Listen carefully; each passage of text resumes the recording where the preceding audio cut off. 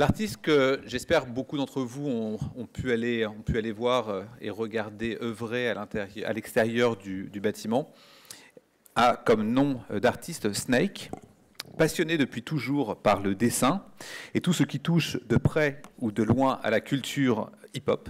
Snake s'est rapidement tourné vers le graffiti, discipline dans laquelle il a évolué au cours des années en acquérant différents styles et techniques de réalisation.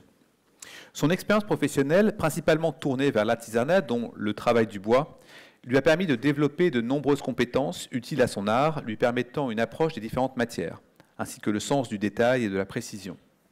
Fort de sa curiosité, de son envie d'évolution, il s'épanouit dans un style qui lui est propre, mêlant figures réalistes et calligraphie. Ces dernières années, réalisées au trait biseauté, argenté, doré, s'entremêlent au sujet principal, afin d'illuminer ses compositions, dynamiser l'ensemble et donner à ses œuvres un caractère prestigieux et un style reconnaissable dans le monde du graffiti. Prenant vie principalement sur fond noir, ces sujets relatent différents messages au gré de ses humeurs, ses envies, comme tout un chacun en tant qu'artiste. Comme nous l'avons précisé au début de semaine, nous avons en permanence un artiste en résidence. Nous avons déjà eu près d'une dizaine, pas plus, mais près d'une dizaine d'artistes à chacune des Imagination Week. Et je vous remercie d'accueillir et de remercier très chaleureusement Snake. Merci beaucoup.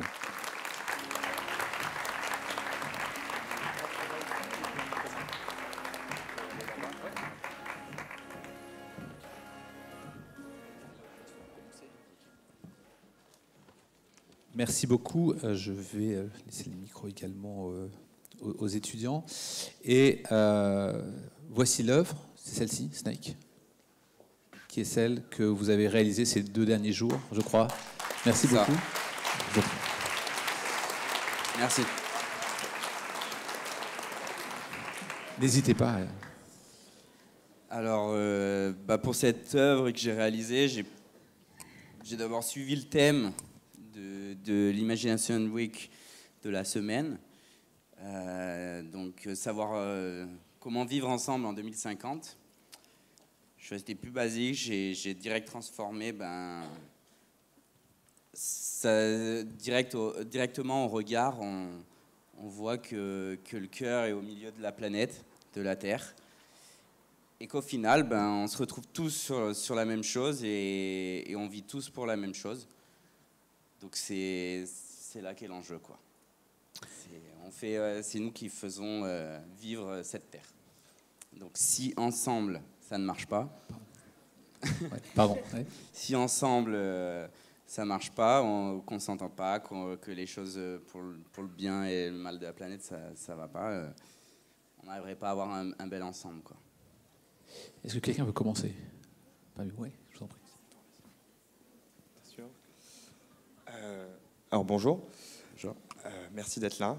Déjà, alors c'est vrai que le thème de cette semaine c'était le vivre ensemble. Donc on a eu un peu comme enjeu de définir ce concept. Et il y a une chose qui nous a marqué, c'est qu'il y a à travers l'histoire, il y a souvent des collectifs d'artistes qui se sont rassemblés. Les surréalistes, c'est un peu l'incarnation, l'archétype de ce mouvement-là. Et on a un peu une vision assez anonyme ou très personnelle de l'art de rue, de la street art. On connaît Banksy, par exemple, il est censé être un peu anonyme, il n'a pas d'identité parfaitement connue. Et on se demandait s'il y avait du coup un collectif qui rassemblait concrètement les artistes de rue pour faire du vivre ensemble dans cette communauté-là. Comment ça, par là, un collectif qui est... Est-ce qu'il y a, alors c'est pas en cas d'un syndicat par exemple, mais est-ce qu'il y a un mouvement? Est-ce que vous parlez entre vous? Est-ce que vous échangez, vous rassemblez? Non, pas spécialement, parce que on va dire les artistes graffeurs comme je suis, on a tous notre famille, notre crew, comme on dit dans le graffiti. Mais moi, là, c'est vraiment ce que je suis en indépendant. Je vais réaliser mes œuvres. On va me reconnaître par rapport à ça. Ensuite, j'ai un crew avec qui on va faire des fresques, réaliser des fresques, plus pour le plaisir. Donc on prend un thème, ça peut être n'importe quoi, et là on choisit ce thème. Du coup, ça c'est vraiment mon style indépendant. Bonjour, merci d'être là.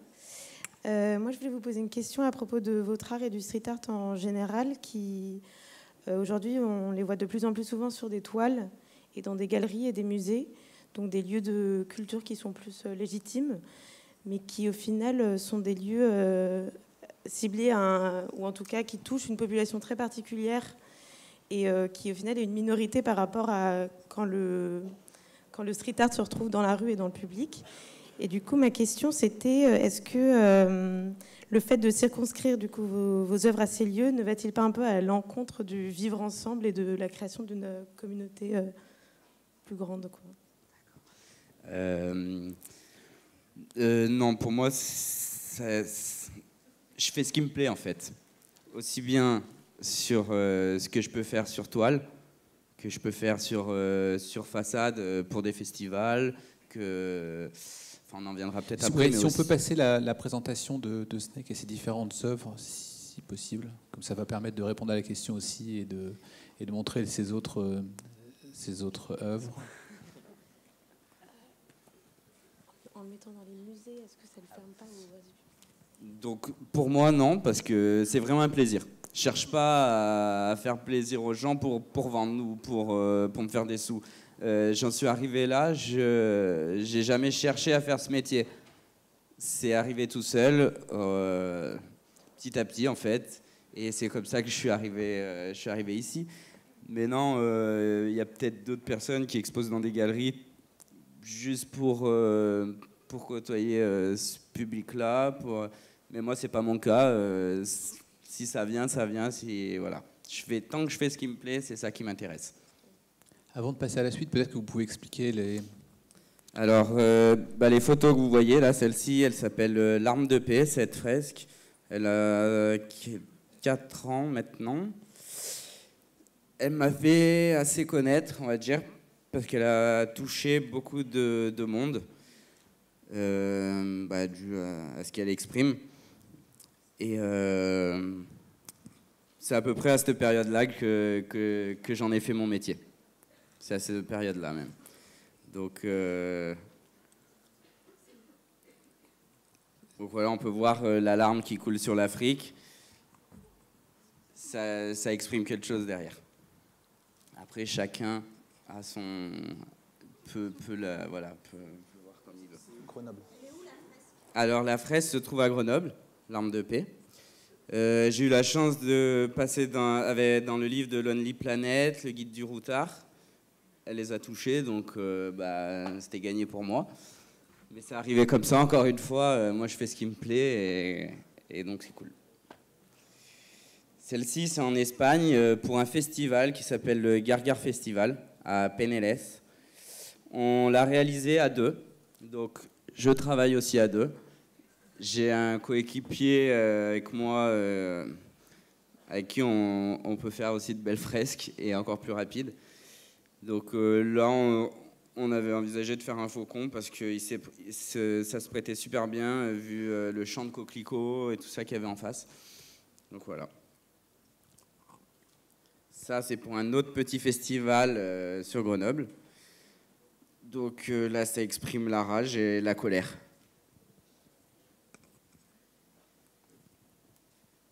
Et c'est un ami à moi que j'ai peint. Souvent, je repeins des amis. Et celle-ci se trouve aussi à Grenoble. Donc c'était pour le Street Art Festival. Elle s'appelle La Belle Mécanique. En fait, je ne sais pas si vous connaissez Arémon. Arémon, donc ceux qui ont conçu le bouton pression.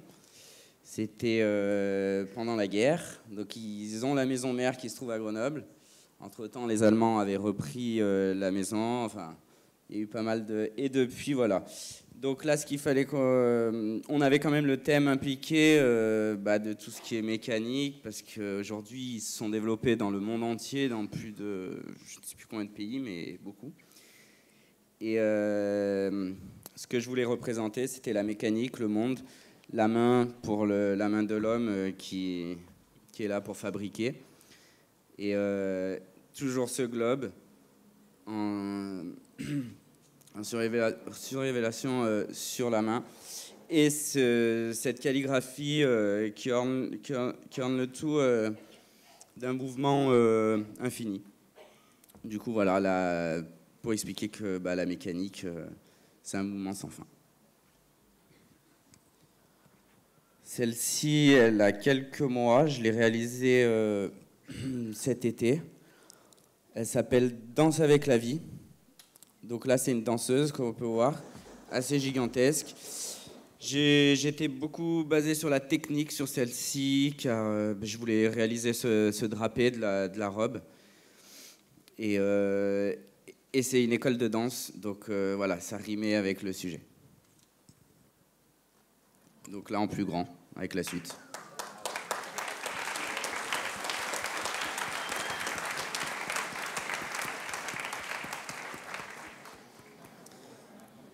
Voilà, alors on a tous les thèmes. Là, c'est une peinture pour le plaisir, avec le style calligraphie.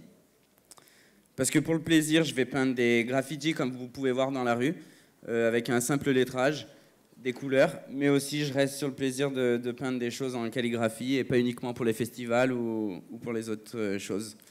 Voilà, pour vous dire que ça me plaît aussi de faire ça ou du graphe, c'est la même chose.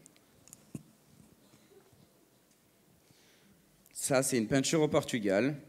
Pareil, pour le plaisir. Donc, visage avec un lettrage. Très simple. Et là, c'est des demandes. Donc, pour les voitures de la ville, toujours basées sur Grenoble, ils ont fait appel à moi pour lancer leur gamme de voitures électriques. Donc, j'en ai peint une. J'ai eu l'occasion d'en peindre une. Voilà, c'est la suite. Là, toujours la partie travail, donc on vient me chercher donc pour mon style aussi. Là, c'est pour une table de ping-pong donc avec la marque Cornillon. Ils réalisaient plusieurs choses avec leur table de ping-pong et il fallait un graffeur aussi pour montrer que c'est possible de en peindre. Alors, commande d'une copropriété. Les bâtiments étaient... à l'époque, servait de ganterie, donc c'était une ganterie. Parce qu'à Grenoble, tous les gantiers étaient basés sur Grenoble à l'époque. Il n'en reste plus qu'un aujourd'hui, et c'est le seul d'ailleurs en France. Il est sur Grenoble. Donc la femme avec sa cigarette d'époque, les montagnes de Grenoble, et quelques calligraphies pour embellir le tout. Ça, c'est pareil, c'est pour montrer aussi que les clients maintenant m'appellent directement pour avoir mon style chez eux. Donc eux voulaient un globe, j'avais libre choix de faire comme je voulais. J'ai fait un globe en transparence et les notes de musique, c'est l'hymne à la joie. Ils voulaient rester là-dessus. Pareil, commande pour client dans un style bouddhiste. Là, c'est un pote tatoueur à moi pendant un festival sur le tatou. Donc, j'ai pris une photo de lui pour le refaire directement. Ça, c'est un petit festival rencontre des cultures du monde. Donc, directement, ça, je l'ai fait en 4 heures. C'était assez rapide. La peinture pour le plaisir. Donc, ça touche un peu à ce que j'ai fait aussi dernièrement, là, aujourd'hui. Mais celle-ci représente le titre, elle s'appelle Jusqu'ici. Si vous connaissez le film de Vincent Cassel, La haine, jusqu'ici, c'est le début de la phrase culte du film. Jusqu'ici, tout va bien. Donc, c'est un petit clin d'œil aussi à ça. Le barbelé, enfin, voilà, toute l'inégalité m'inspire. Donc, comme on peut voir, le barbelé, c'est pour représenter toutes ces frontières. Et voilà, le cœur, il bat jusqu'ici. Et c'est tout, on ne sait pas plus. Alors là, pareil, peinture pour le plaisir. Hommage à Leila Alaoui. Je ne sais pas si vous connaissez, grande photographe franco-marocaine qui a été tuée par des terroristes à Ouagadougou il y a bientôt 2 ou 3 ans même. Et là, on arrive sur une partie où donc je fais aussi des toiles que j'expose. Celle-ci s'appelle Transparence. Elle fait ressortir, on va dire, l'âme de l'être humain. Là, c'est plus basique, ça reste une divinité en fait. Juste pour le plaisir de peindre un visage de femme doux. Merci. Est-ce qu'il y a d'autres questions que l'on peut... Je vous en prie. Moi, j'avais une question sur votre processus de création. Donc, j'ai vu que de formation, vous étiez ébéniste, c'est bien ça? Vous étiez ébéniste de formation.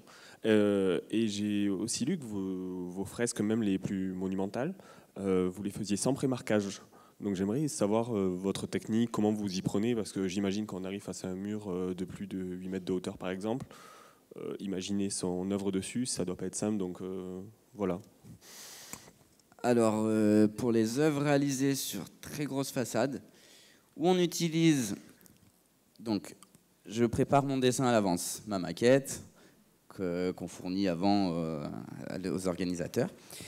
Et ensuite, où tout dépend du temps, parce qu'il y a aussi des nacelles à réserver, il y a le coût de la nacelle et tout ça. Donc, c'est où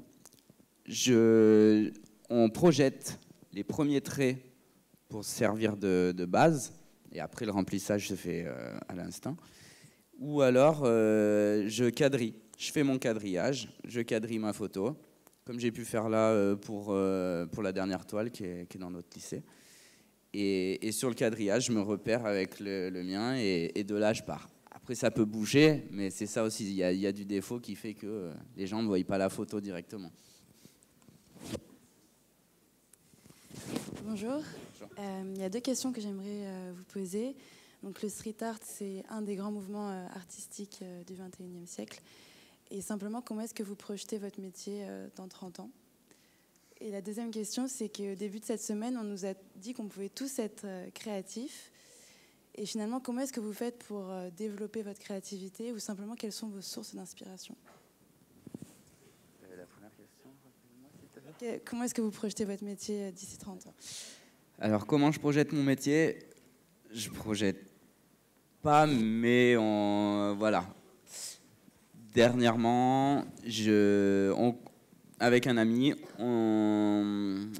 avec Étienne, celui du Faucon, on va ouvrir une GIE, c'est une genre de société, qui pourra déjà plus durer dans le temps et répondre à des appels, pas uniquement avec mon style, mais pour des marques, pour plein de choses. Voilà, je travaille déjà pour certaines marques, on fait appel à moi, donc je ne suis pas obligé d'y mettre mon style. Après, on peut nous faire n'importe quelle demande, on est capable de la réaliser. Donc nous, on voit plus ça sur de long terme, parce qu'aujourd'hui, oui, tout le monde cherche quelqu'un avec son propre style, mais on ne sait pas jusqu'à quand ça va durer de peindre sur des festivals, des grosses façades et tout ça. Et la deuxième question, c'est que comment est-ce qu'on fait pour développer à notre échelle notre créativité? Et vous, qu'est-ce qui vous inspire au quotidien? Alors, qu'est-ce qui m'inspire? C'est le monde, c'est le voyage, le partage. Et après, tout ce qui est en termes d'inégalité dans le monde, ça joue beaucoup parce qu'il y en a énormément. Et voilà, c'est un peu le tout, quoi. J'essaye d'avoir une vision assez large. On peut remercier très chaleureusement Snake d'être venu. Merci beaucoup. Merci à vous les étudiants d'être venus. Merci infiniment.